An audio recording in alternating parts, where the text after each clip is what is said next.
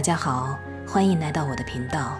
初冬12月的第一天，雪花飘洒而下，轻柔地覆盖了菜园里准备越冬的羽衣甘蓝，宣告着一年的辛勤劳作画上了圆满的句号。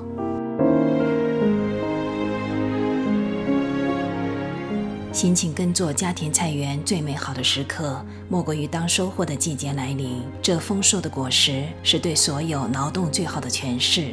之前的付出都不再是辛苦，而是一份自然的馈赠，是对生活的感恩。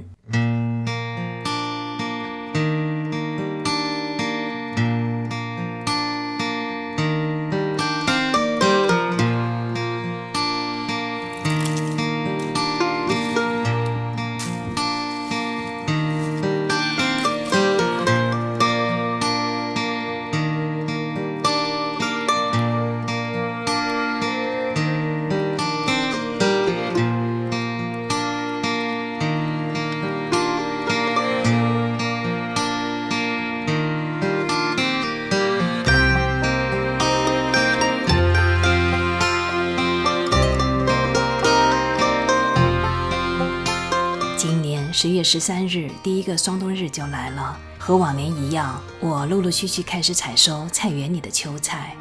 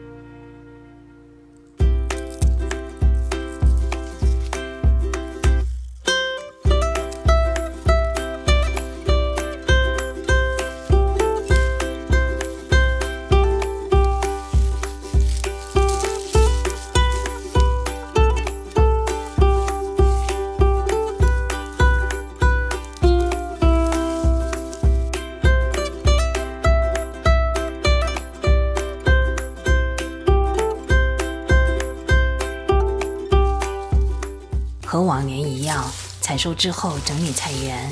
我在翻过土的菜床里埋了厨余来堆肥。今年多了一些采摘的野生苹果，通过一个冬天，它们就可以转化成富饶的土壤。把门前刚枯的绣球花修剪了，和收集的菜园那样一起用火焚烧。这些草木灰同样可以为明年的菜园提供养分。这个翻滚堆肥机是我菜园里的新玩具，等明年开春后，我会给大家详细介绍它的使用方法。我的频道会分享家庭菜园的种植经验以及原创的健康美食菜谱。如果你对这些内容感兴趣，欢迎订阅我的频道，别忘了点赞、留言和分享。作为记录生活的一种方式，我拍过很多我打理家庭菜园的视频。我把我的家庭菜园种植视频合集已经放到了屏幕下面的描述栏里了。如果你有兴趣，欢迎点击观看。很多通过我的视频看过我菜园的网友都担心我种的菜太多吃不完会浪费。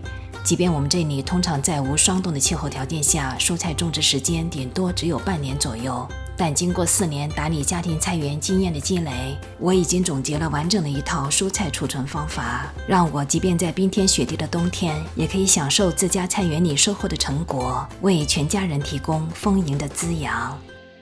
趁着现在不用照顾菜园的空档，我会做一个系列视频分享给大家。如果你和我一样家有菜园，或者有在哪一年开始尝试家庭菜园的打算，我希望我的这个蔬菜保存方法系列会对你有帮助。